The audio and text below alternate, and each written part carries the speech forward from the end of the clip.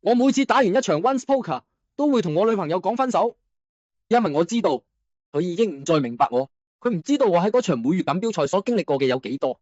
佢問點解 all in 唔等 AA， 真係唔想答佢喎。AA 傾傾真係膚淺，究竟我仲點可以繼續忍受自己嘅伴侶啊？除咗左上角嘅牌，其他咩都唔玩。比賽嘅每一個級別都應該有唔同嘅策略，出其不意，係價值下注，定係極限偷猛？每一個行動都代表一個範圍嘅，貫穿一個故事。淨係玩 premium 究竟有乜用？根本就好似啲白痴港女咁樣，韓狗狗、生勾勾，一無所知。我恨我嘅人生唔可以好似一場錦標賽咁公平，所有人都由一樣嘅籌碼開始，亦揾唔到咁多知音人啊！有時候我自己一個想 Once Poker， 我覺得自己係孤獨嘅，覺得呢個世界再冇人會明白我。